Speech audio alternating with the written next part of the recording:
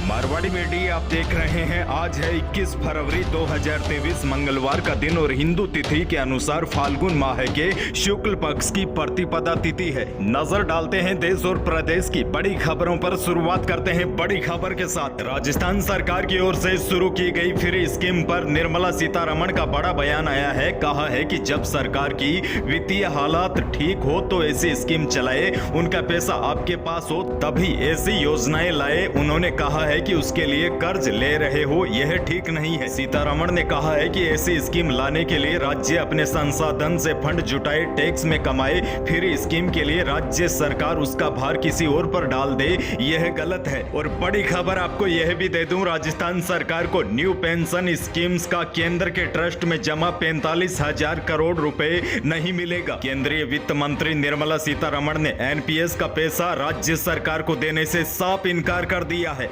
उन्होंने कहा है कि वह कर्मचारी का पैसा है, ब्याज कमा रहा है, वह पैसा रिटायरमेंट के समय कर्मचारी के हाथ में आएगा, इकट्ठा पैसा राज्य सरकार के हाथ नहीं आएगा। सीतारमण के इस बयान से राजस्थान सरकार की ओल्ड पेंशन स्कीम को धक्का लगा है। आगे बढ़ते हैं प्रदेश की दूसरी बड़ी खबर। राजस्थान में विधानसभा चुनाव की तैयारियों में बीजेपी और कांग्रेस दोनों पार्टियां जुट गई है। पीएम मोदी के भीलवाड़ा और दौसा के दौरे हुए हैं। अब अमित शाह भरतपुर आ रहे हैं। दोनों पार्टियां किसी भी हाल में चुनाव जीतना चाहती है। गहलोत सरकार भी बजट के सहारे वोटरों को अपनी ओर आकर्षित करना चाहती है। जिस तरह 100 यूनिट मुफ्त बिजली की घोषणा की है, 1 लाख सरकारी नौकरियों का ऐलान किया है। इन घोषणाओं को अब कांग्रेस जल्द ही धरातल पर उतारना चाहती है ताकि चुनाव में इसका फायदा मिले, क्योंकि 8-10 महीने के बाद चुनाव है। दूसरी तरफ विधानसभा चुनाव से पहले बीजेपी एक सीट पर रणनीति बनाने जा रही है, लेकिन प्रदेश की 19 विधानसभा सीटें ऐसी है जहां पार्टी के लिए सबसे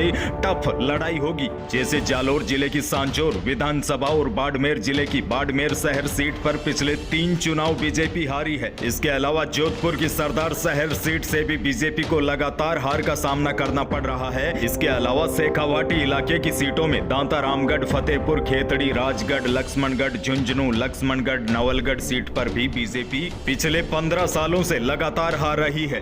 बड़ी खबर यह है, इस बार भाजपा कई बड़े नामों का टिकट काटकर नए चेहरों को लाने की भी कोशिश कर रही है। आगे बढ़ते हैं नागौर जिले से दुखद खबर। शादी का जश्न अभी खत्म भी नहीं हुआ था, हाथों की मेहंदी भी नहीं छूटी थी, अभी तो 7 जिन्हें मरने की कस्में ही खाई थी, तभी एक हादसे ने सब कुछ तहस नहस करके रख दिया। नागौर में हुए एक कार एक्सीडेंट में पति पत्नी की मौत हो गई। दोनों की शादी महज 5 दिन पहले ही हुई थी। इस हादसे में युवती का भाई भी गंभीर रूप से घायल हो गया। हादसा रविवार रात 9 बजे डीडवाना रोड स्थित कल्पना चावला स्कूल के पास हुआ। हादसे में कार बुरी तरीके से क्षतिग्रस्त हो गई। बताया जा रहा है कि शादी के बाद पहली बार किशोर माली अपनी पत्नी किरण को लेकर उसके पीहर नीम का थाना गया था और रास्ते में यह हादसा हो गया।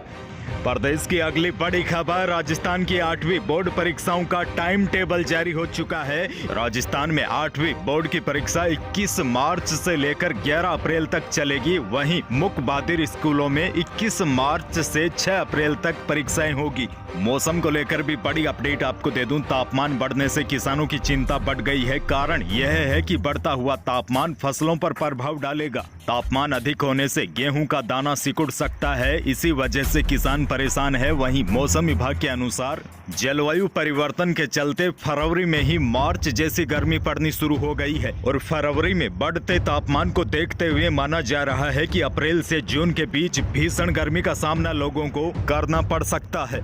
अगली बड़ी खबर। बाबा खाटू श्याम का लक्खी फाल्गुन मेला कल यानी कि 22 फरवरी से शुरू होगा। मेले से पहले ही भक्तों का आना शुरू हो गया है। सीकर जिले के खाटू कस्बे में भरने वाले इस मेले में 30 लाख से ज्यादा भक्तों के आने की संभावना है। मेले में राजस्थान, दिल्ली, हरियाणा, गुजरात, कलकत्ता, मध्य प्रदेश समेत देश भर और दूसरे देशों से भी लाखों भक्त आते हैं। और बड़ी बात यह है, इस बार मेले में भक्तों के लिए विशेष इंतजाम किए गए हैं। एक और बड़ी खबर और आपके लिए बेहद काम की खबर। आज के समय आधार कार्ड कितना जरूरी हो गया है, यह बातें हम सब जानते हैं। हर सरकारी योजनाओं का लाभ लेने के लिए आधार कार्ड वैलिड हो गया है।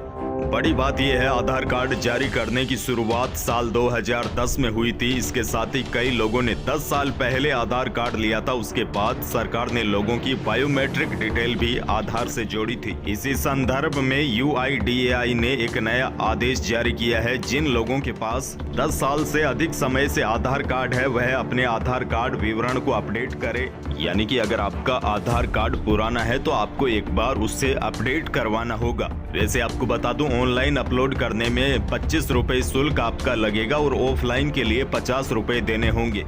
यही थी आज की बड़ी और महत्वपूर्ण खबरें। वीडियो को लाइक जरूर कीजिए और चैनल पर नए हैं तो सब्सक्राइब भी कर लीजिए ताकि आप अपडेट रहे बड़ी खबरों से। धन्यवाद।